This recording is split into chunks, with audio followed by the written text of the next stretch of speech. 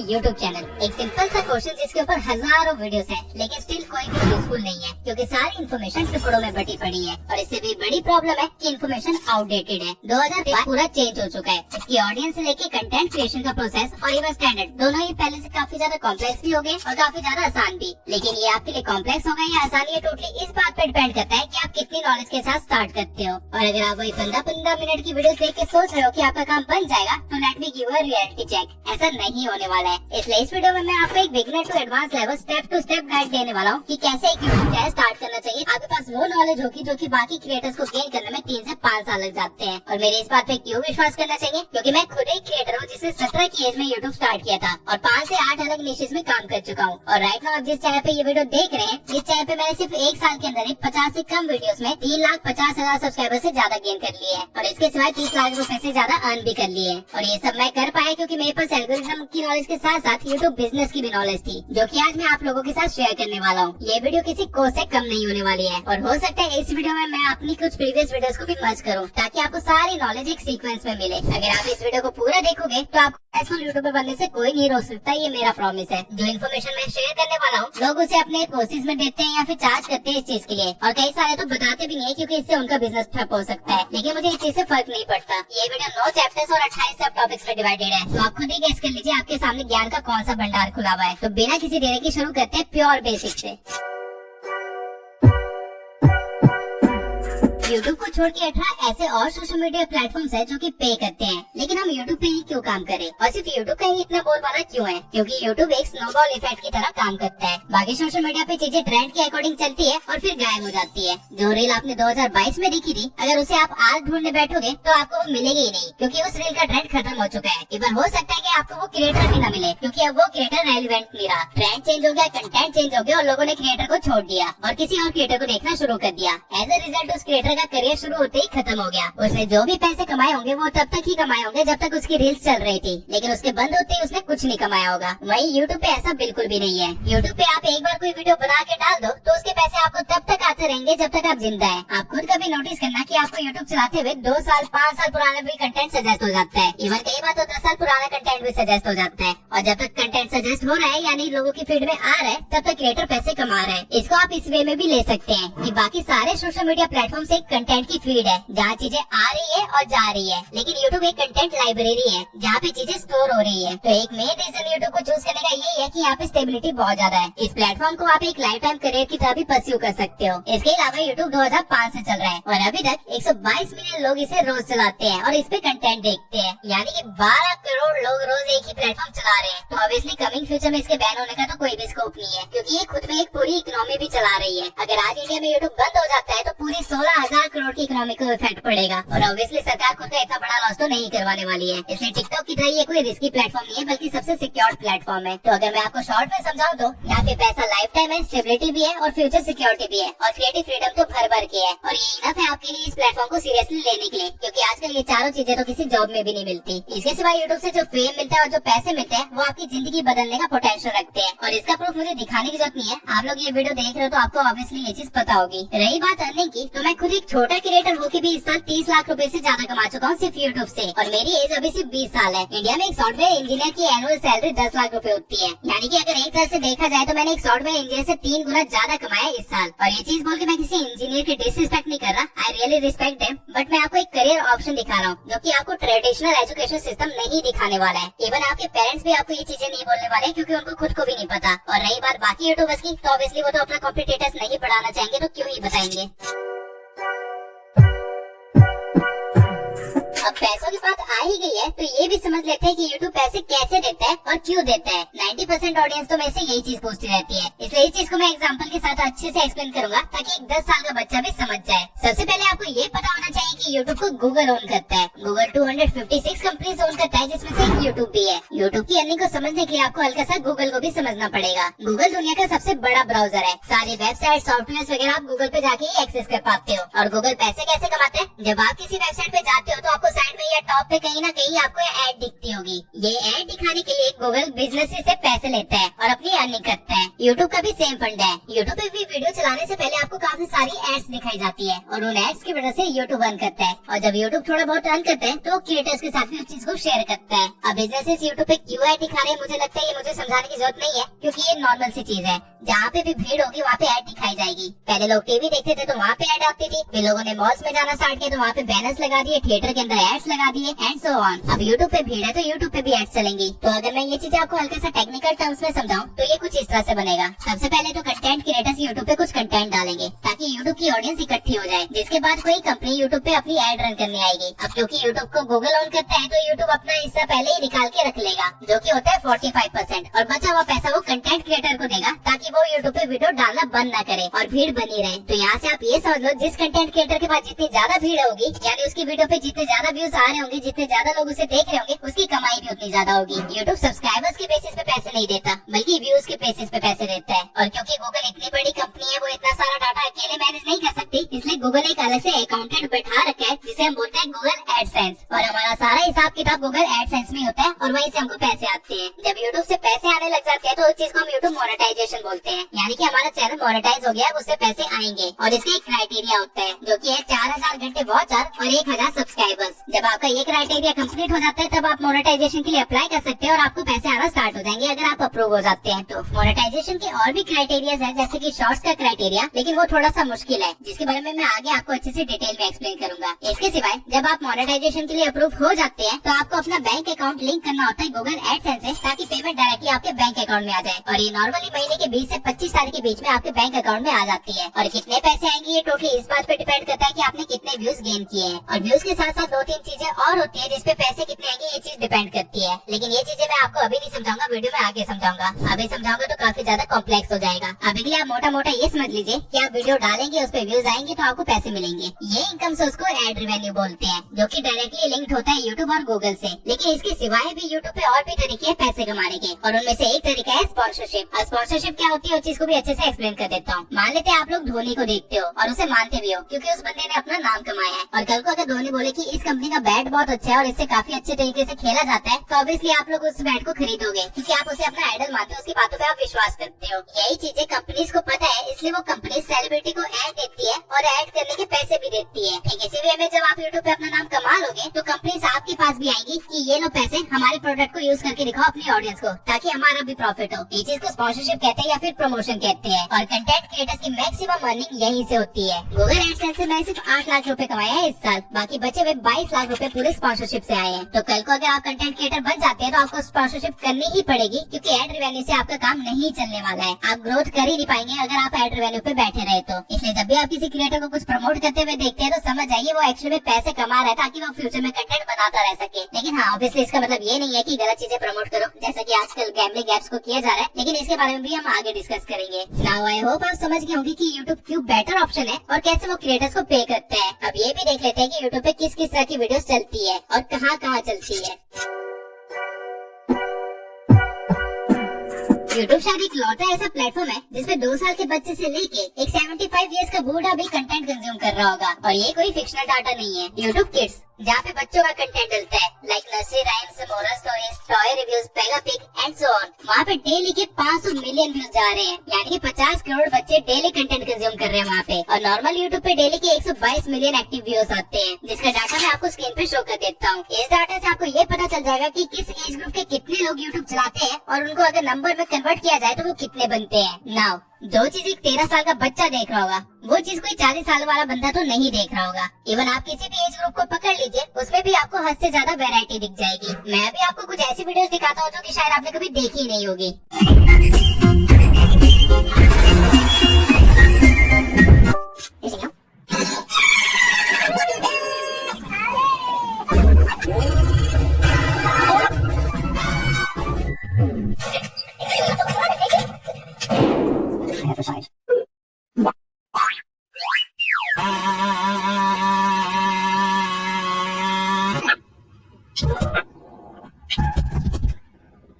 कैसी लगी ये वीडियोस? ये वीडियो जितनी अजीब है आपको जान के हैरानी होगी कि इसको देखने वाले लोग भी हैं और इन वीडियो से इन क्रिएटर्स ने लाखों में अर्न किया है। जो पॉइंट मैं यहाँ पे आपको एक्सप्लेन करने की कोशिश कर रहा हूँ वो ये है कि कुछ भी क्रिएट करो, लिटरली कुछ भी। टॉयलेट से पुतिन का फेस निकालते हुए दिखा दो, उसको भी देखने के लिए 8 मिलियन लोग बैठे हुए हैं। अब कंटेंट भी आप तरह तरह से बना सकते हो, या तो फेस दिखा के बना सकते हो या बिना फेस दिखाए बना सकते हो, बोल के बना सकते हो या बिना बोले भी बना सकते हो। कोई ना कोई उस चीज को देखने के लिए ऑलरेडी बैठा हुआ है। कंज्यूमर आपके पास पहले से ही है, आपको बस प्रोड्यूसर बनना है। अब यहाँ पे इतनी वैरायटी है तो अभी तक आप कंफ्यूज भी हो गए होंगे कि क्या बनाए और क्या करे, हम यूट्यूब पे अपना काम कैसे स्टार्ट करें और वायरल हो। अब ये पता करने से पहले आपको ये पता होना चाहिए कि आपका यूट्यूब से गोल क्या है। मैक्सिमम लोग यहीं पे गलती कर देते हैं, जिस वजह से वो गलत अप्रोच लेके 2-3 साल वेस्ट कर लेते हैं और फिर अकल आती है कि ये क्या कर दिया मैंने। अब आपके 2-3 साल वेस्ट ना हो इसलिए मैं पहले ही आपको सही अप्रोच पकड़ना सिखा देता हूँ।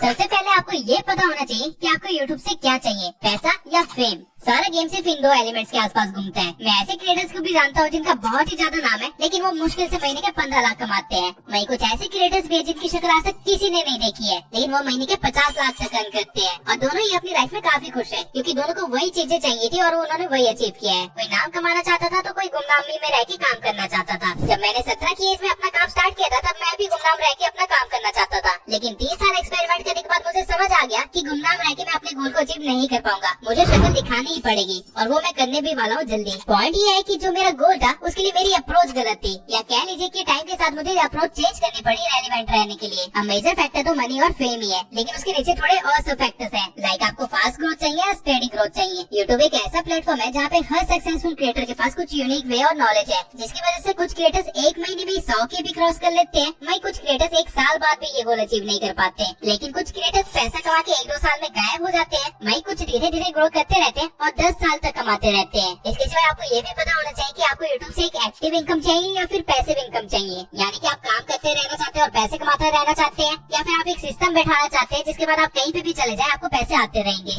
मैंने आपको वो सभी फैक्टर बता दिए जो कि आपको पहले सोच लेने चाहिए अपने यूट्यूब चैनल को स्टार्ट करने से पहले। लेकिन अब इन फैक्टर्स के फायदे क्या है, नुकसान क्या है और क्या अप्रोच लेनी चाहिए मैं वो भी बता देता हूँ। इस चीज को एक टेबल से एक्सप्लेन करना आसान होगा तो मैं आपको टेबल भी शो कर देता हूँ। देखिए, अगर आपका गोल सिर्फ मनी है तो आपके लिए बेस्ट अप्रोच होगा कि एक फेसलेस यूट्यूब चैनल खोल लीजिए जहाँ से आपको एक पैसिव इनकम आती रहेगी, यानी कि आपको ज्यादा काम भी नहीं करना पड़ेगा और स्टिल अच्छे खासे पैसे आप कमाते रहेंगे। इस अप्रोच का फायदा ये है कि आप फ्यूचर में अपना सारा काम ऑटोमेट कर सकते हैं या फिर आउटसोर्स कर सकते हैं, यानी कि आप एआई को काम पे लगा सकते हैं जो कि आपको रोज कंटेंट बना के देता रहेगा, या फिर आप एक टीम हायर कर सकते हैं जो कि आपके लिए काम करती रहेगी। आपको बस अपलोड करना है और पैसे छापने हैं। आपको कभी अपना फेस रिकॉर्ड करने के झंझट में नहीं पड़ना पड़ेगा तो आपका काफी सारा टाइम बच जाएगा। जिस टाइम को आप अलग अलग चैनल खोलने के लिए इन्वेस्ट कर सकते हैं। फिर आप चाहे 10 चैनल खोलो या 50, कोई फर्क नहीं पड़ता क्योंकि आपके पास टीम भी है और आपके पास पैसे भी है। फॉरेन कंट्रीज में लोग यही करते हैं और मंथली 30 से 50 हजार डॉलर अर्न करते हैं। मेरा चैनल भी अभी एक फेसलेस चैनल है, यानी कि लोगों ने मुझे अभी नहीं देखा है, तो अगर मैं चाहूँ तो किसी और से स्क्रिप्ट लिखवा लूँ या किसी और से एडिटिंग करवा लूँ, आप लोगों को पता ही नहीं चलेगा। लेकिन इस अप्रोच का एक नुकसान भी है और वो ये है कि लोग मुझे नहीं जानते होंगे तो मेरी पर्सनल ब्रांडिंग करना मुश्किल हो जाएगा। फॉर एग्जाम्पल, अगर आज ईमान गाजी अपना कोई कोर्स लॉन्च करता है तो लाखों लोग उसे खरीदने के लिए पहले से लाइन में लगे होंगे क्योंकि उसकी खुद की एक पर्सनल ब्रांडिंग है। उसने खुद को लोगों के सामने दिखा रखा है, अपनी लाइफस्टाइल दिखा रखी है, अपने बारे में बता रखा, जिसकी वजह से लोग उस पर भरोसा करते हैं। वहीं अगर मैं सेम काम करूँ तो मुश्किल है कि कोई 1000 लोग भी मेरा कोर्स लेंगे क्योंकि किसी ने मुझे देखा ही नहीं है, किसी को भरोसा ही नहीं होगा कि मैं क्या करता हूँ, क्या अचीव कर रखा है मैंने, और खुद की मार्केटिंग मैं कर नहीं पाऊंगा क्योंकि मैंने अपनी शक्ल नहीं दिखा रखी है। इसके सिवाय इस अप्रोच से आपकी कोलैबोरेशन अपॉर्चुनिटीज में भी थोड़ी लिमिटेशन लग जाएगी। फॉर एग्जाम्पल, अगर आज मुझे कोई पॉडकास्ट में बुलाए तो मैं नहीं जा सकता, ऑल्दो मेरी काफी सारी अचीवमेंट्स है लेकिन मैं स्टिल उसके बारे में नहीं जाके बोल सकता, और क्योंकि पर्सनल ब्रांडिंग नहीं है तो ऑडियंस से लॉयल्टी और इंटरेक्शन भी कम रहेगा। जैसे कि यूट्यूब पे आने से पहले मैंने इंस्टा पे 30,000 फॉलोअर्स गेन कर रखे थे और 100 से भी ज्यादा लोगों को मेंटरशिप दे रखी थी, लेकिन जब मैं यूट्यूब पे आया तो मुझे टोटली 0 से स्टार्ट करना पड़ा क्योंकि मैंने इंस्टा पे भी अपना फेस नहीं दिखा रखा था। इसलिए अगर मैं वहाँ पे चैनल को प्रमोट भी करता तो उसका कोई फायदा नहीं था। मेरी जो ऑडियंस थी वो लॉयल नहीं थी, इसलिए वो डाइवर्ट नहीं होती यूट्यूब पे। वहीं अगर आज मिस्टर बीस्ट बोल दे कि वो स्नैपचैट पे कोई वीडियो अपलोड करने वाला है तो आधे से ज्यादा लोग तो स्नैपचैट इसी वजह से डाउनलोड कर लेंगे कि मिस्टर बीस्ट को डालने वाला है। लेकिन अगर आपको फेम चाहिए तो आपको फेस कैम वीडियोस बनानी पड़ेगी, यानी कि खुद को रिकॉर्ड करना पड़ेगा और आपकी इनकम एक्टिव होगी, यानी कि जब तक आप अपनी शक्ल दिखा रहे हो तब तक आपके पैसे आते रहेंगे। अब जो डिसएडवांटेजेस फेसलेस के थे वो इसके एडवांटेजेस है,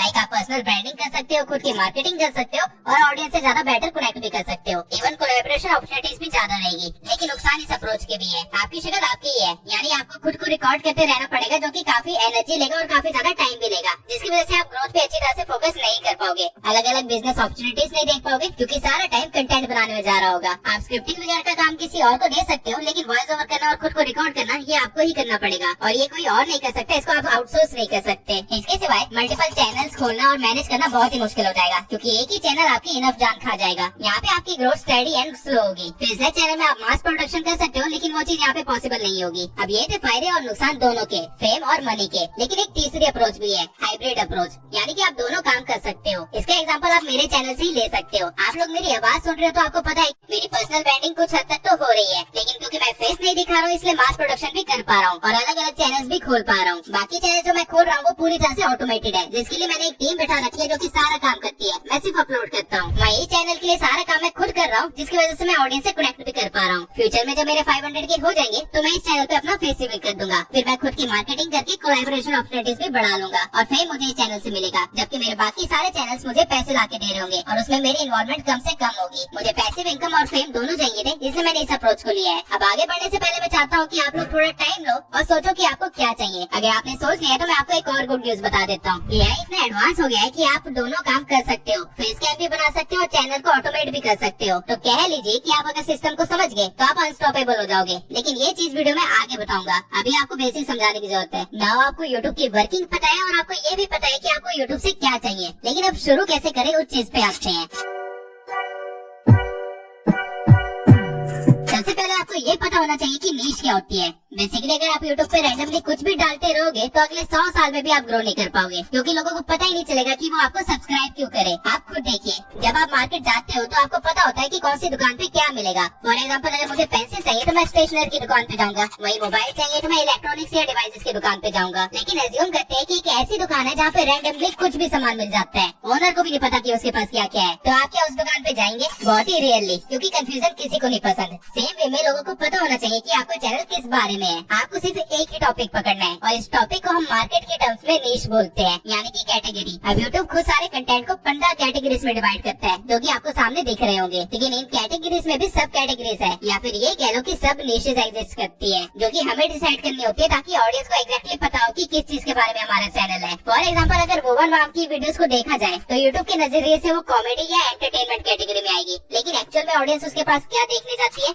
वाइन्स। तो यहाँ पे आप ये कह सकते हो कि वाइन्स एक सब निश है एंटरटेनमेंट कैटेगरी में। सेम वे में ऐसे हजारों सब निशेस एग्जिस्ट करती है और सब पे कंटेंट बन रहे हैं और लोग उसे देख भी रहे हैं, तो इनमें से आपको भी एक सब निश चूज करनी है। लेकिन इससे पहले मैं आपको थोड़ी इन्फॉर्मेशन दे देता हूँ जो आपको पता होनी चाहिए एक निश डिसाइड करने से पहले। हर निश की अर्निंग सेम नहीं होती। हम निश की अर्निंग को CPM और RPM से कंपेयर करते हैं। CPM का मतलब होता है कि YouTube को कितने पैसे मिल रहे हैं जब 1000 लोग किसी ऐड को देख रहे हैं। फॉर एग्जांपल, मान लीजिए कि YouTube को $1 मिलता है जब भी 1000 लोग किसी ऐड को देखते हैं मेरे चैनल पे, तो मेरे चैनल का CPM होगा $1। लेकिन क्या YouTube पूरे पैसे मुझे दे देगा? नहीं, वो अपना 40% कमीशन काटेगा और मुझे मिलेंगे $0.55 पर 1000 व्यूज पे। इसे बोलते हैं RPM। अभी CPM किस बेसिस पे डिसाइड होता है? ये डिसाइड इस बेसिस पे होता है कि किसी कंपनी ने गूगल को कितने पैसे दिए हैं ऐड दिखाने के लिए। फॉर एग्जाम्पल, एक ट्रेडिंग कंपनी जो की दिन के 1 करोड़ कमा लेती होगी, वो ऐड दिखाने के लिए ज्यादा पैसे देगी, तो गूगल को ज्यादा CPM मिलेगा। और उसकी ऐड कहाँ दिखाई जाएगी? फाइनेंस से रिलेटेड चैनल पे, क्योंकि उस कंपनी की टारगेटेड ऑडियंस वहीं पे बैठी है। तो हम कह सकते हैं कि फाइनेंस चैनल का CPM ज्यादा होता है। वही एक ब्यूटी प्रोडक्ट कंपनी जो कि मुश्किल से साल का 1 करोड़ कमाती होगी, क्या वो इतने पैसे गूगल को दे पाएगी? नहीं, तो गूगल को खुद कम CPM मिलेगा। और ब्यूटी प्रोडक्ट के टारगेटेड ऑडियंस कौन होती है?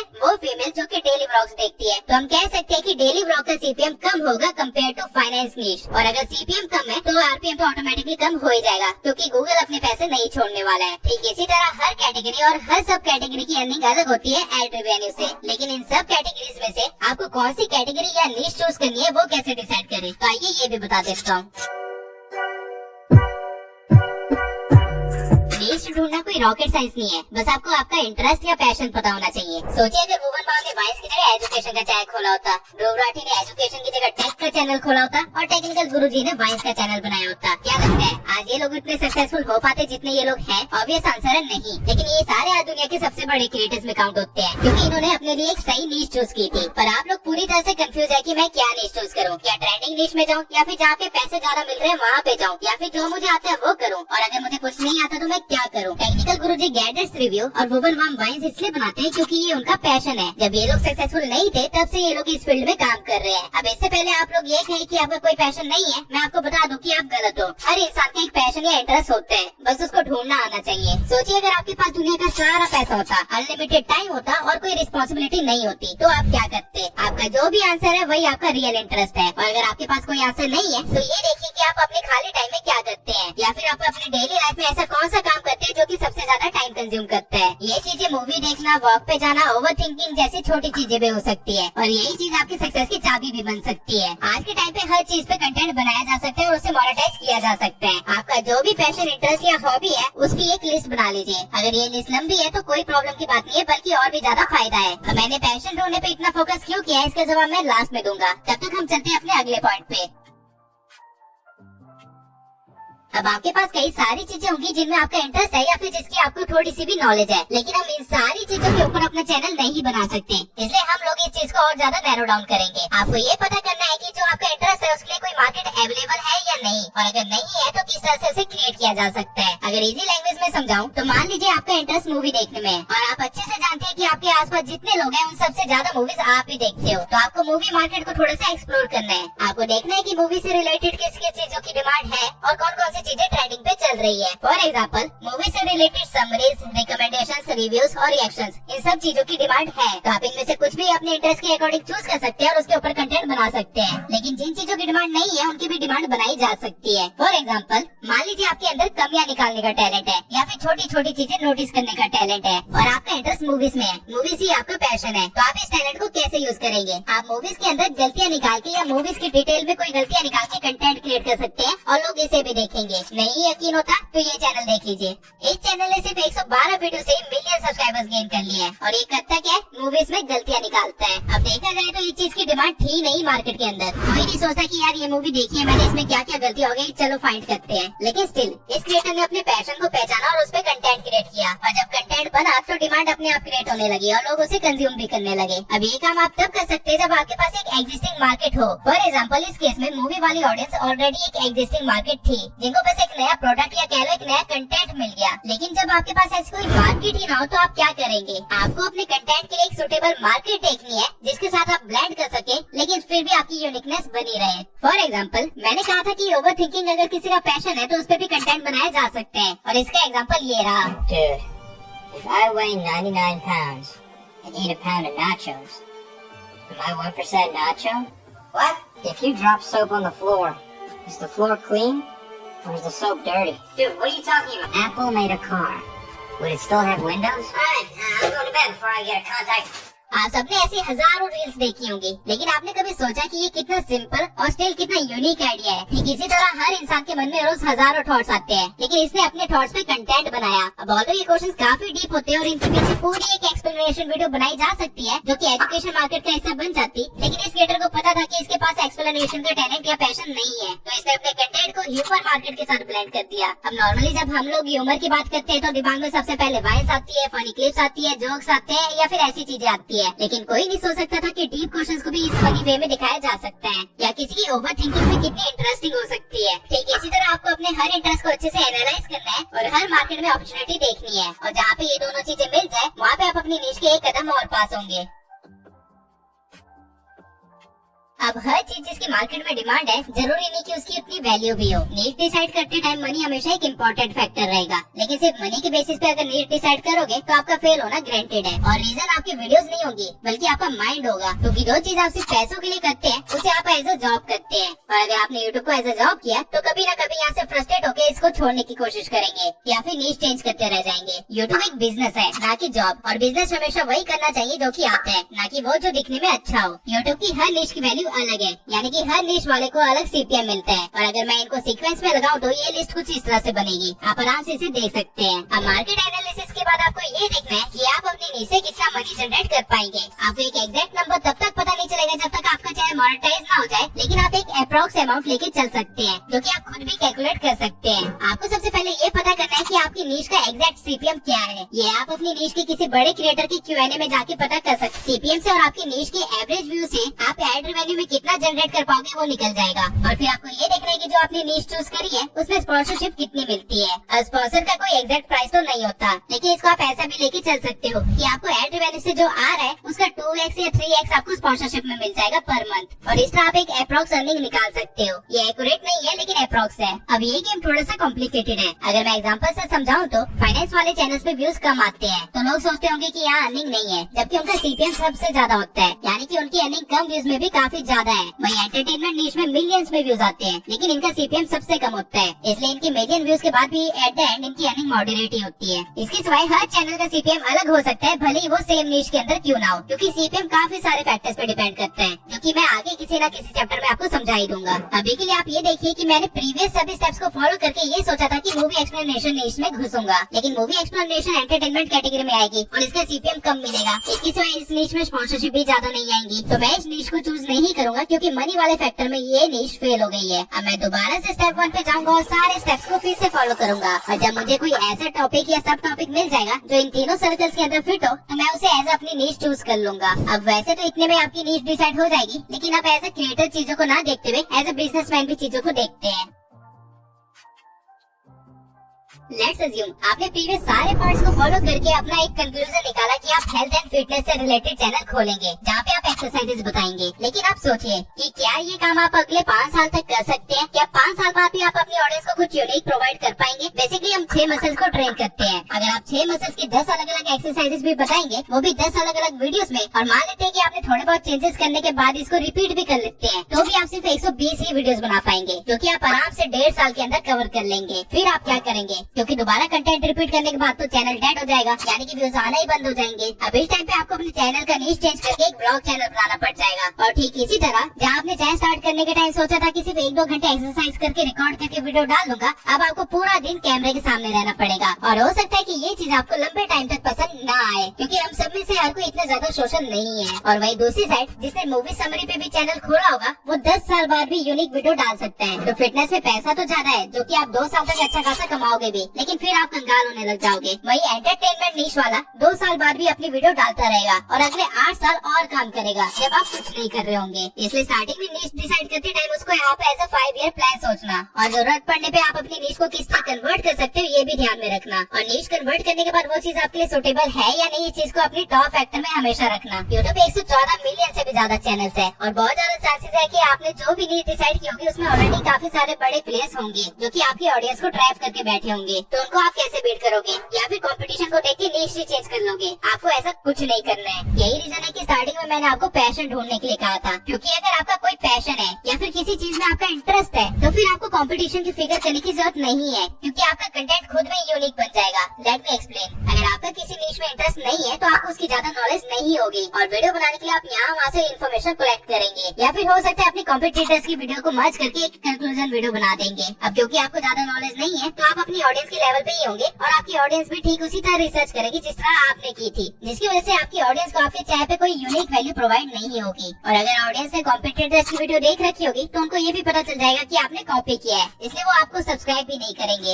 एज अ रिजल्ट आपको ग्रोथ नहीं दिखेगी, आप फ्रस्ट्रेट हो जाएंगे और चैनल बंद कर दोगे, क्योंकि ये आपका पैशन नहीं था और आपको कोई मजा नहीं आ रहा था ये काम करने में। आप सिर्फ ग्रोथ के चक्कर में घुस गए थे इस नीश के अंदर, और लेटर ऑन आपको वो भी नहीं मिली। वहीं अगर आपने अपने पैशन पे काम किया होगा, तो आप खुद ही यूनिक वैल्यू प्रोवाइड कर रहे होंगे और लोग उसे पसंद भी करेंगे। और अगर ग्रोथ धीरे भी हुई तो भी आपको मजा आ रहा होगा, क्योंकि आप अपने मजे के लिए ही काम कर रहे होंगे। इसका बेस्ट एग्जांपल भुवन वामी है, जो कि क्लब्स में गिटार बजाने से अभी खुद की सीरीज बनाने तक का पूरा सफर मजे में पार कर गया। आपको कॉम्पिटिटर की फिक्र सिर्फ तब करनी चाहिए जब आप किसी को एग्जैक्टली कॉपी कर रहे हो। अगर आपका थोड़ा सा भी किसी कंटेंट में अपना स्टाइल है, तो आपको कॉम्पिटिटर से कोई फर्क नहीं पड़ेगा। अब मैंने शॉर्ट टर्म से लेकर लॉन्ग टर्म तक वो सारे फैक्टर्स कवर कर लिए जो आपको ध्यान में रखने चाहिए अपनी नीश को डिसाइड करते टाइम। लेकिन स्टिल अगर आपका एक्सपोजर कम है, आपको नहीं पता कि यूट्यूब पे किस तरह की नीश चल रही है, किस कंटेंट में आप घुस सकते हैं, या फिर आपको थोड़े बहुत सजेशन चाहिए, तो आप आगे देखते रहिए। मैंने 20 के करीब कुछ नीशेस सजेस्ट कर रखी है, वो भी उनके सीपीएम के साथ, और कुछ चैनल के रेफरेंसेस भी दे रखे जो कि ऑलरेडी वो काम कर रहे हैं। और बाय चांस अगर आपने ऑलरेडी सोच लिया है कि आप इस नीश पे वर्क करने वाले हैं, तो इस वाले पार्ट को स्किप करके आगे बढ़ जाइए, जहाँ पे मैंने अब सिखा रखा है कि चैनल को कैसे सेटअप करना है। तो अब हम लोग स्टार्ट करते हैं अपनी पहली नीश से, जो कि है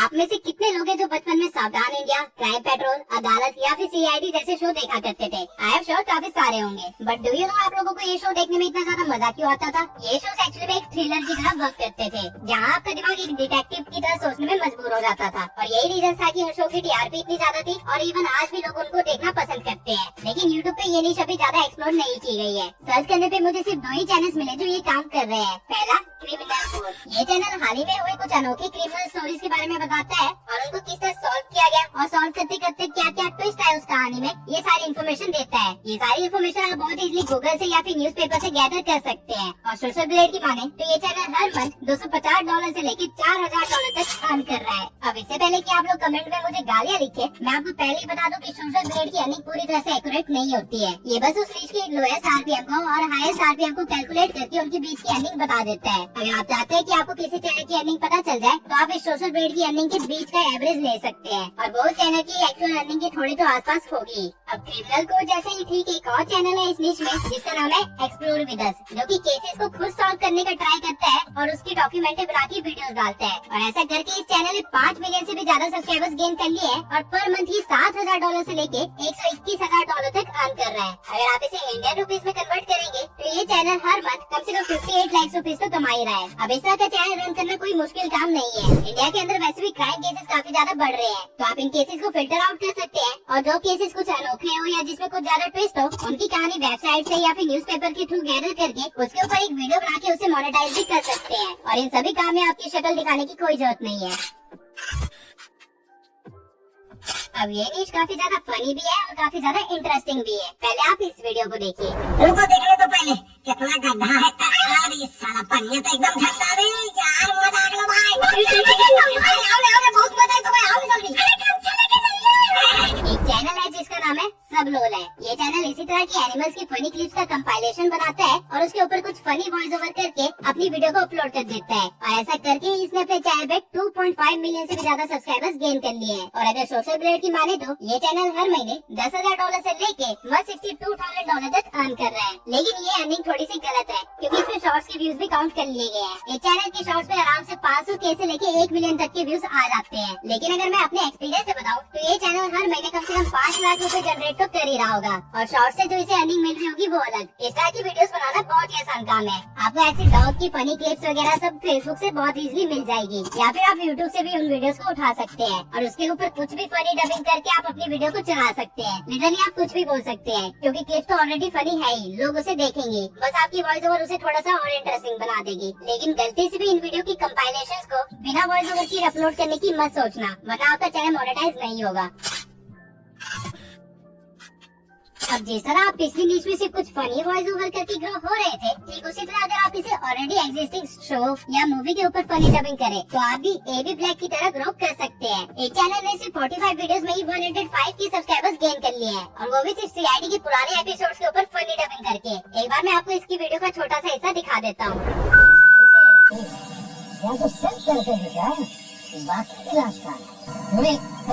अंदर जाके देखो और निकालो जो कुछ भी अंदर है। तुम जरा संभाल के ना देखो, कोई सबूत मिल जाए। जरा संभाल के ना सबूत मिल जाए। अब क्योंकि ये चैनल डबिंग के टाइम काफी ज्यादा एब्यूसिव लैंग्वेज यूज कर रहा है, इसलिए इसका चैनल येलो डॉलर में है। यानी कि चैनल मोनेटाइज तो है लेकिन वीडियोस पे ऐड नहीं आएगी क्योंकि इसने बहुत ज्यादा गालियां दी है। लेकिन अगर आप बिना गालियों के सिर्फ फनी और कॉमेडी स्क्रिप्ट से इस निश के अंदर एंटर करें तो आप आराम से हर मंथ $125 से लेकर $2,000 तक अर्न कर सकते हैं। अब I know you must be thinking कि ये तो कुछ ज्यादा अर्निंग नहीं है, लेकिन इसका रीजन ये है कि चैनल पे अभी सिर्फ 45 वीडियोस ही है, इसलिए चैनल की अर्निंग थोड़ी कम दिखाई जा रही है। अगर मैं आपको दूसरे चैनल का रेफरेंस दूं जो कि सेम तरह का काम थोड़ा हाई क्वालिटी में करता है तो वो चैनल हर मंथ $590 से लेके $9,000 तक अर्न कर रहा है। इस चैनल का नाम है क्लोज इनफ। और ये चैनल एनिमेशन बना के उसके ऊपर डबिंग करता है, लेकिन आपको इतनी मेहनत करने की कोई जरूरत नहीं है। आप कोई भी फेमस कार्टून, मूवी या शो को उठा के उसके इम्पोर्टेंट पार्ट्स को ट्रिम करके 7-10 मिनट की वीडियो बना सकते हैं जिसके ऊपर आपकी ओरिजिनल वॉइस ओवर होगी और वो चैनल 100% वर्क करेगा। आपको अगेन यहाँ पे फेस दिखाने की कोई जरूरत नहीं पड़ी। अब कोई भी कंट्री क्यों ना हो, वहाँ की यूथ हमेशा एक चीज से चिपकी रहती है और वो है स्पोर्ट्स। यूट्यूब पे 3 स्पोर्ट्स बहुत ही ज्यादा सर्च किए जाते हैं। पहला फुटबॉल, दूसरा क्रिकेट और तीसरा WWE। और अगर आपने इसमें से किसी भी स्पोर्ट्स में अपना चैनल ग्रो कर लिया तो आपकी चांदी ही चांदी नहीं बल्कि आपका सोना ही सोना होगा। स्पोर्ट्स का CPM बहुत ही ज्यादा हाई है और इसके अंदर ऑडियंस बेस भी बहुत बड़ी है। एग्जाम्पल के लिए आप FIFA फुटबॉल का चैनल देख सकते हैं जो कि फुटबॉल से रिलेटेड चीजों को एक्सप्लेन करता है। कोई प्लेयर कैसे ग्रो हुआ, कौन सी फ्रेंचाइज किसने कैसे ग्रो करी, कौन सी फ्रेंचाइज किसने खरीद ली, इन सब चीजों के ऊपर कंटेंट बना के इस चैनल ने 1 मिलियन से भी ज्यादा सब्सक्राइबर्स गेन कर लिए हैं और हर महीने ये चैनल करीब $2000 से लेके $45,000 तक कमाता है। अगर आप अपना चैनल फॉरेन ऑडियंस के लिए खोलते हैं तो आपको आराम से $3 का RPM भी मिल सकता है, जिसका मतलब है कि आप एक्चुअल में हर महीने सिर्फ 10,000 व्यूज से $30,000 तक की अर्निंग कर सकते हैं, जो कि इंडियन रुपीज में 24 लाख रुपए हुए। लेकिन अगर आप हिंदी में भी चैनल खोलते हैं जहाँ स्पोर्ट्स से रिलेटेड सिर्फ अपडेट या ओपिनियंस देते हैं तो आप भी रैसल चैटल की तरह हर महीने $2,000 से लेकर $30,000 तक अर्न कर सकते हैं और अपने चैनल पे मिलियन सब्सक्राइबर्स इजीली क्रॉस कर सकते हैं। बस आपको थोड़ा सा फास्ट रहना पड़ेगा स्पोर्ट्स न्यूज के साथ। अब अगली न्यूज जो मैं आपको बताने वाला हूँ उसमें काफी कम कंपटीशन है, आप इसे एक हिडन जेम भी बोल सकते हैं।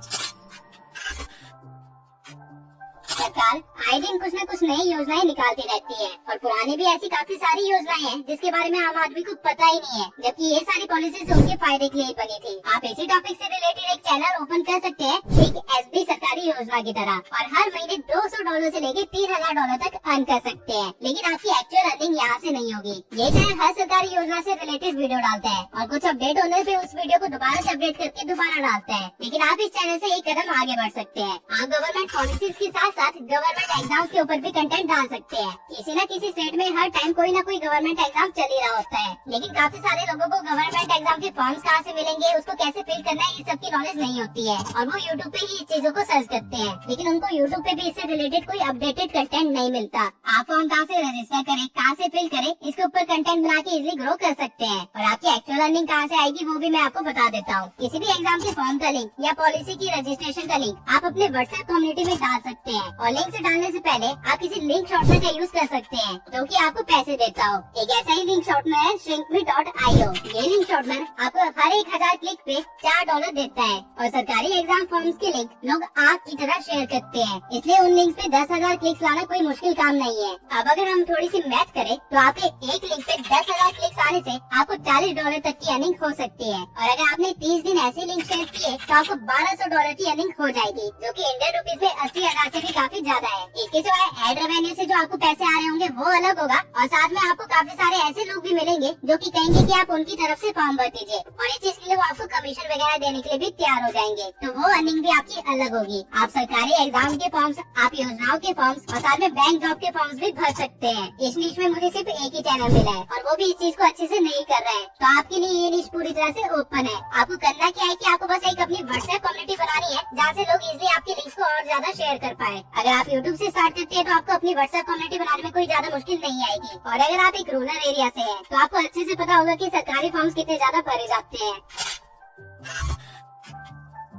अब ऑब्वियसली ये नीश एक फेसलेस नीश तो है ही, लेकिन ये साथ में एक कैश काउ चैनल भी है, यानी कि इस नीश के कंटेंट पे आपको व्यूज आते ही रहेंगे, भले 5 साल हो जाए या 10 साल ही क्यों ना हो जाए, क्योंकि टाइम के साथ लोगों की बायोग्राफी चेंज नहीं होती है। और एक ऐसा ही चैनल है बायोग्राफर, जिसे सिर्फ 85 वीडियोस में ही 297K सब्सक्राइबर्स गेन कर लिए हैं और सोशल ब्लेड की माने तो ये चैनल हर महीने $300 से लेकर $6,000 तक अर्न कर रहा है। लेकिन अगेन अगर मैं आपको अपने एक्सपीरियंस से बताऊं तो ये चैनल हर मंथ बड़े आराम से 3 लाख रुपए से ज्यादा अर्न कर रहा होगा। राइट नाउ ये चैनल सिर्फ सेलिब्रिटीज और हॉलीवुड एक्टर्स की बायोग्राफीज ही दिखा रहा है, लेकिन आप हिस्ट्री के कुछ महान लोगों के ऊपर भी बायोग्राफीज बना सकते हैं जिसे लोग सर्च करते हैं और अपने चैनल पे अपलोड कर सकते हैं। या फिर आप कुछ ऐसे लोगों की बायोग्राफी बना सकते हैं जिनको लोगों ने देखा तो है लेकिन वो भूल चुके हैं, जैसे कि कोई मिल गया मूवी का ये सरदार जी। इस बंदे को देखा तो सबने है लेकिन अब ये कहाँ पे है, क्या कर रहा है, किसी को पता ही नहीं है। आपको ये सारी इन्फॉर्मेशन चैट जीपीटी से बड़े आसानी से मिल जाएगी अगर आपको सिर्फ बंदे का नाम पता है तो। ये नीश भी एक कैश काउ नीश है और इसलिए एक ऐसी चीज है जिसे लोग पढ़ने से ज्यादा सुनना या देखना पसंद करते हैं। और इसी नीश में एक चैनल है जिसका नाम है एपिक हिस्ट्री। ये चैनल ने 2 मिलियन से भी ज्यादा सब्सक्राइबर्स गेन किए, वो भी सिर्फ 167 वीडियोस के साथ। और पर मंथ ये चैनल $174 से लेके $2,000 तक अर्न कर रहा है। लेकिन अगेन ये डाटा गलत है। हिस्ट्री वीडियोस एजुकेशन कैटेगरी के अंदर आती है जिसका CPM आराम से $1 से लेके $2 तक का होता है और क्योंकि ये फॉरेन चैनल है तो इसका CPM ऑब्वियसली और भी ज्यादा हाई होगा। तो आप मान के चल सकते सकते हैं कि ये चैनल आराम से 5 लाख से लेकर 10 लाख के बीच की कुछ अर्निंग कर रहा होगा या फिर उससे भी ज्यादा। आप अपनी वीडियोस को और भी ज्यादा एंगेजिंग बना सकते हैं एआई वीडियोस और एआई एनिमेशन के साथ, और हिस्ट्री के सारे टॉपिक्स आप ChatGPT से निकाल सकते हैं। या तो आप 6 क्लास से लेकर 12 क्लास तक की हिस्ट्री की बुक उठा सकते हैं और उन्हीं के एक एक चैप्टर्स को लेके अपनी वीडियोस अपलोड करना स्टार्ट कर सकते हैं। इस तरह के चैनल आपके लिए एक पैसिव इनकम का काम करेगी। अगर आप एक साल चैनल पे अपनी वीडियोस अपलोड करके उसे छोड़ भी देते हैं तो भी 5 साल बाद आपको इनकम आती रहेगी। रिलीजन एक ऐसी चीज है जिसके बारे में हर एज ग्रुप का बंदा जानना चाहता है, और हर रिलीजन से रिलेटेड काफी सारी स्टोरीज होती हैं, मिथ्स होते हैं और काफी ज्यादा हिस्ट्री भी होती है, और इसी चीज को काफी सारे चैनल से कंटेंट में भी कन्वर्ट किया है। फॉर एग्जाम्पल राज भाई बिग ब्रेन को, जो की रणवीर अलाहाबादिया का ही एक स्टार्टअप है। एक चैनल पे हिंदुइज्म से रिलेटेड स्टोरीज, टेम्पल और उनकी हिस्ट्री और हिंदुइज्म के बारे में नॉलेज दी जाती है, और ये चैनल बड़े आराम से हर महीने $3,000 से लेकर $59,000 तक अर्निंग करते हैं। सिर्फ यही नहीं बल्कि डिवाइन डेज और इंडियन मॉन्क जैसे चैनल्स भी हैं, जो कि हिंदुइज्म के पीछे की साइंस के बारे में बताते हैं, और हर महीने $1,000 से लेकर $12,000 तक की अर्निंग करते हैं। यानी कि इस नीच में 5 लाख से ज्यादा की अर्निंग तो कंफर्म है। अगर आप भी मेरी तरह है जिसको अलग अलग रिलीजन के बारे में जानने में मजा आता है, तो आप इस तरह का एक चैनल खोल सकते हैं। बट मेक श्योर आपके हर वर्ड के पीछे एक अच्छी रिसर्च हो और उसके पीछे एक पुख्ता सबूत भी हो, क्योंकि रिलीजन लोगों की आस्था होती है, और सिर्फ कंटेंट के लिए अगर आप इसके साथ खिलवाड़ करोगे तो वो चीज गलत होगी।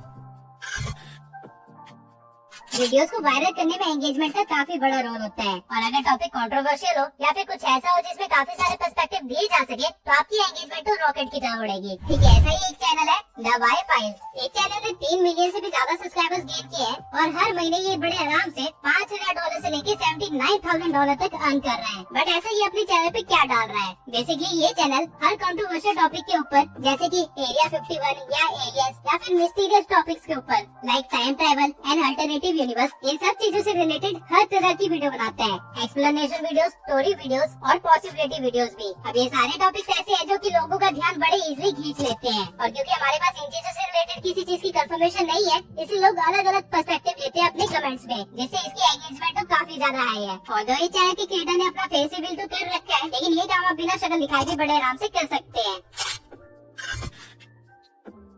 अब आप बिलीव नहीं करोगे, लेकिन यूट्यूब पे एक बहुत ही बड़ी ऑडियंस बेस है जो कि पेट्स को देखना पसंद करती है या फिर डॉग्स या कैट्स के बारे में जानना पसंद करती है। बल्कि कई सारे चैनल्स तो ऐसे भी है जो कि सिर्फ डॉग्स के नेम पे बने हैं, और उन चैनल पे उन डॉग्स के डेली ब्लॉग्स भी डलते हैं। मतलब पूरे दिन उन डॉग्स ने क्या क्या किया वो चीज उस चैनल पे डलती है। अगर आपके पास भी एक पेट है तो आप प्रेस्टीज डॉग चैनल की तरह एक चैनल बना सकते हैं, और उस चैनल से पर मंथ $1,000 से लेकर $26,000 तक अर्निंग कर सकते हैं। ऑल्दो इसने अपना फेस रिवील कर रखा है, लेकिन आप ये काम बिना फेस दिखाई भी कर सकते हैं। आप जब भी अपने डॉग को वॉक पे लेके जाते हैं तो आप अपना कैमरा ऑन कर सकते हैं। अब जितना मेरा डॉग के साथ इंटरेक्शन रहा है, मुझे पता है कि डॉग्स कभी भी शांति से वॉक तो नहीं करते, वो कुछ न कुछ शरारत करने की फिराक में तो रहते ही है। तो आप उनको मौका दीजिए शरारत करने का, तभी आपको कंटेंट मिलेगा। बाद में आप घर पे वापस आके उस 30 मिनट की वॉक को ट्रिम और कट करके 10 मिनट की इंटरेस्टिंग पार्ट को रख सकते हैं, जिसके ऊपर आप वॉइस ओवर करके बड़े आराम से डॉग ब्लॉग चैनल बना सकते हैं। इस तरह के चैनल को स्पॉन्सरशिप भी काफी अच्छी खासी मिलती है। लेकिन अगर आपके पास पेट नहीं है तो भी निराश होने की कोई जरूरत नहीं है। आप जॉ ड्रॉपिंग पेट्स की तरह अलग अलग पेट्स के बिहेवियर, स्पीसीज और केस स्टडी के ऊपर वीडियोस बना के भी पर मंथ $1,000 से लेकर $27,000 तक की अर्निंग कर सकते हैं। इसमें आपको बस वीडियोस का इस्तेमाल करना है और अपनी वॉइस ओवर देनी है। अब ये रीच जो है वो काफी जल्दी ग्रो हो रही है, और क्योंकि एआई का जमाना आने ही वाला है तो इसके अंदर ग्रोथ अपॉर्चुनिटी काफी ज्यादा है। वाइज वाइब्स ये एक इंडियन चैनल है जिसने सिर्फ 28 वीडियो में ही 83,000 सब्सक्राइबर्स गेन कर लिए हैं, और राइट नाउ ये चैनल $30 से लेकर $480 तक अर्न कर रहा है। लेकिन सच बताऊं तो ये चैनल बड़े आराम से 50,000 से ज्यादा अर्निंग कर रहा होगा। अब ये चैनल पे वीडियोस कम है, इसलिए इसकी अर्निंग इतनी कम दिखाई जा रही है। अब ये चैनल करता क्या है कि ये ChatGPT से अपनी एक स्टोरी लिखवा लेता है, फिर ये उस स्टोरी की हर एक लाइन को ऐसा प्रॉम्प्ट यूज करता है और किसी दूसरे एआई से उसकी इमेज जनरेट करवा लेता है, जिसे ये एनिमेट करके लेटर ऑन कंपाइल कर देता है, और फिर एआई की वॉइस देके अपनी वीडियो को अपलोड कर देता है। ये सारा काम करने में से मुश्किल से 2 घंटे लगते होंगे, और आप भी ऐसा ही करके अपना चैनल खोल सकते हैं। बल्कि इसका एक और एग्जांपल भी है, बाइबल इन नटशेल। ये चैनल बाइबल से रिलेटेड स्टोरीज को एआई के थ्रू प्रेजेंट करता है, और ये चैनल हर महीने $500 से लेकर $9,000 तक अर्न कर रहा है। आप इसी तरह का एक चैनल खोल सकते हैं जिसमें आप मोरल स्टोरीज या फिर मोटिवेशनल स्टोरीज बता सकते हैं, और अपने चैनल को यूट्यूब किड्स की कैटेगरी में रख सकते हैं, जिससे आपकी अर्निंग भी ज्यादा होगी।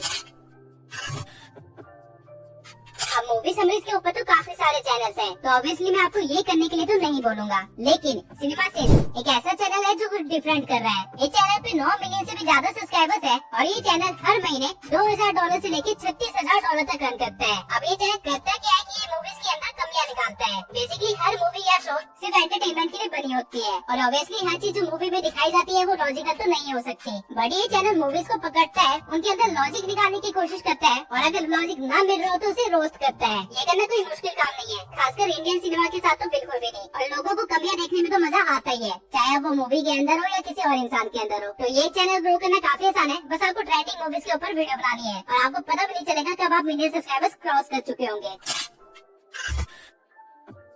अब अगर आपको कहीं ना कहीं ये लग रहा है कि मूवी न्यूज के अंदर कंपटीशन काफी ज्यादा है, तो आप कंपटीशन से बचने के लिए क्या कर सकते हैं, आप कोरियन ड्रामास को एक्सप्लेन करना स्टार्ट कर सकते हैं। For example Korean drama explanation, ये चैनल महीने के $500 से लेके $8,000 तक अर्न करता है सिर्फ कोरियन ड्रामास को एक्सप्लेन करके। इंडिया के अंदर टर्किश, कोरियन और पाकिस्तानी ड्रामा काफी ज्यादा देखा जाता है, क्योंकि ये ड्रामास कम से कम 100-200 एपिसोड्स के होते हैं और यहाँ की फीमेल ऑडियंस इसको देखना तो चाहती है, लेकिन इतना ज्यादा टाइम देना भी नहीं चाहती। तो अगर आपको ऐसी नीश में घुसना है जहाँ कंपटीशन भी कम हो और मेहनत भी कम हो, तो ये नीश आपके लिए बिल्कुल सही है। और जरूरी नहीं है कि आप सिर्फ इन कंट्रीज के ड्रामा ही दिखाएं, आप इन कंट्रीज की मूवीज भी दिखा सकते हैं, लड़कियों को वो भी पसंद आ जाएगी। अब अगर आपको मूवी या ड्रामा में से किसी में भी इंटरेस्ट नहीं है, तो आप एक ऐसी ऑडियंस बेस को पकड़ सकते हैं जो कि अभी और ज्यादा ग्रो होने वाली है, और ये ऑडियंस बेस है मांगा की। नाम है पूरा चैंस रोम-कॉम मांगास। ये चैनल बेसिकली मांगास को वॉइस देता है। एक्चुअली में मांगास एक रिटन फॉर्मेट कॉमिक या नॉवल होती है और ये चैनल उन कॉमिक बुक्स को वेबसाइट से डाउनलोड करता है, एआई के थ्रू उसको कलराइज करता है और अलग अलग कैरेक्टर्स को एआई के थ्रू ही वॉइस जनरेट करवा के दे देता है। अब कॉमिक बुक में डायलॉग्स तो लिखे हुए ही होते हैं, तो वहाँ पे वॉइस ओवर देना कोई बड़ी बात नहीं है। और आपकी इन्फॉर्मेशन के लिए बता दूं, ये चैनल हर महीने के $400 से लेके $6,000 तक की अर्निंग कर रहा है। आप इवन इन चैनल्स के अंदर एनिमेस को भी समराइज कर सकते हैं, क्योंकि इन दोनों की ऑडियंस लगभग सेम ही है। इन चैनल्स पे आपको अच्छी खासी स्पॉन्सरशिप वगैरह मिल जाएगी, क्योंकि इन चैनल पे जो स्पॉन्सरशिप देंगे वो मैक्सिमम जापान के लोग होंगे। अब मैंने आपको अभी तक जितनी भी निशेस बताई, उन सब निशेस में आपको कोई भी स्किल की जरूरत नहीं थी और इन सबको आप बैठे बैठे अपने घर में आराम से फोन के थ्रू भी कर सकते हैं। लेकिन जो चीज जितनी आसान होती है, उस चीज में कॉम्पिटिशन उतना ही बढ़ता है। तो अगली कुछ निशेस में ऐसे बताने वाला हूँ जिसमें आपको हल्का सा स्किल सेट चाहिए होगा, लेकिन आप बड़े आसानी से कॉम्पिटिशन से बच के काफी ज्यादा ग्रो कर सकते हैं और ये स्किल्स इतनी मुश्किल भी नहीं है।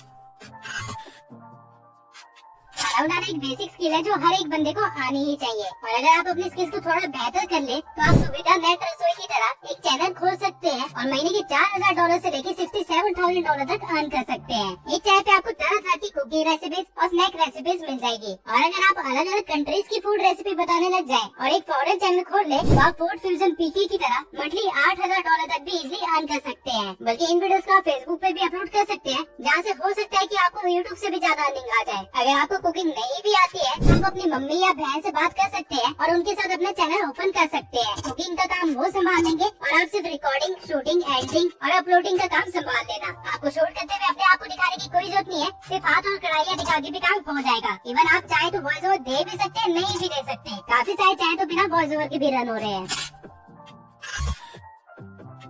मिस फतिमा आर्ट, ये चैनल पे सिर्फ ड्राइंग ट्यूटोरियल डाल के ये चैनल हर महीने $700 से लेके $11,000 तक अर्न कर रहा है। और अगर आप ध्यान देंगे तो ये ड्राइंग इतनी आसान है कि कोई 5th क्लास का बच्चा भी इसे बना सकता है। इसके सिवा एक और ऐसा ही चैनल है इजी टू ड्रॉ।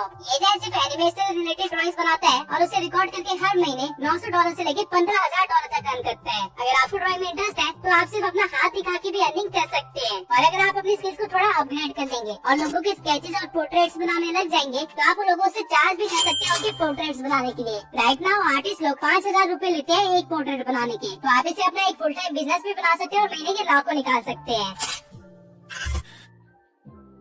तो हो सकता है आपको ड्राइंग बिल्कुल भी ना आती हो और ना ही आप सीखना चाहते हो, तो इसके इसमें आप फोन में इमेज एडिटिंग सीख सकते हैं और ठीक AA एडिटर की तरह मंथली $280 से लेके $4,000 तक की अर्निंग कर सकते हैं। ये चाहे पिक्सआर्ट नाम की एक ऐप से फोटोज के लिए अलग अलग इफेक्ट क्रिएट करता है और उसके ट्यूटोरियल्स अपलोड करता है। पिक्सआर्ट बहुत ही इजी ऐप है और इसे आप एक वीक के अंदर ही एडवांस लेवल तक सीख सकते हैं। मैंने भी अपनी सबसे पहली पिक एडिटिंग इसी पे की थी और इसी तरह की ट्यूटोरियल्स देख के मैंने अपनी एडिटिंग जर्नी भी स्टार्ट की थी। और अगर आपने एक बार अपनी ऑडियंस बेस बना ली, तो आप चाहे लेटर ऑन PC पे भी कन्वर्ट हो सकते हैं।